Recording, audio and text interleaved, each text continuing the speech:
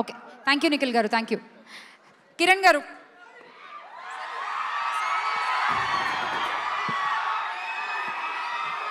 అందరికీ నమస్కారం. Thank you.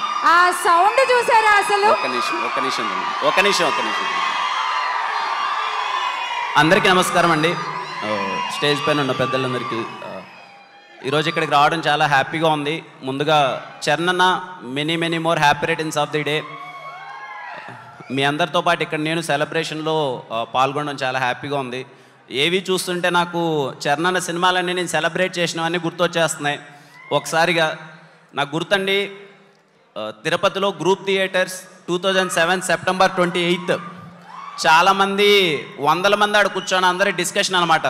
అరే చిరంజీవి గారు అబ్బాయి డ్యాన్స్ చేస్తారా, డైలాగ్ బాగా చెప్తాడా, వాళ్ళ నాయనకి మించి చేస్తాడా చేయడా, అన్నీ ఎంతవరకు ఎలా చేస్తాడో అని చెప్పి మొత్తం అందరూ డిస్కషన్లు అన్నీ పెట్టారు. ఆ రోజు మార్నింగ్ సెప్టెంబర్ 28, 2007 చాలామందికి సమాధానం ఇచ్చారు. మిగిలిన వాళ్ళందరికీ 2018 మార్చ్ 30 ఆ రోజు అయితే రంగస్థలం రిలీజ్ రోజు ఇంకెవరు మాట్లాడద్దండి నా గురించి అన్నంత చేసేశారు చరణ్ అన్న జర్నీ నిజంగా మాలాంటి యాక్టర్స్కి చాలా ఇన్స్పైరింగ్ అండి. ఆ 10 ఇయర్స్లో చాలా చూసాం చరణ్ అన్న.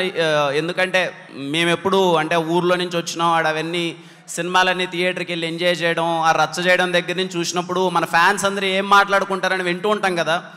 ఇక్కడికి నేను సినిమాల్లోకి వచ్చిన తర్వాత చూస్తే ఆ 10 ఇయర్స్ చాలా ఇన్స్పైరింగ్గా ఉంటుందండి చరణ్ అన్నది.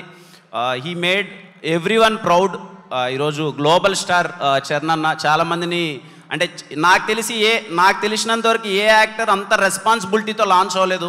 అన్ని ప్రెషర్ల మధ్య లాంచ్ అయ్యారు. ఎందుకంటే చిరంజీవి గారు కొడుకుగా ఇంప్రెస్ చేయడం అంటే చిన్న విషయం కాదు. అందరూ చాలా ప్రౌడ్గా ఫీల్ అయ్యారు ఆ విషయంలో. థ్యాంక్ యూ చరణ్ అన్న. And once again many more happy returns of the day.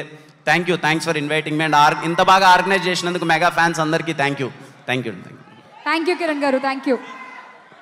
Sir Kiran గారు, మీ చేతుల మీదుగా ఒక ఫెలిసిటేషన్. PSK group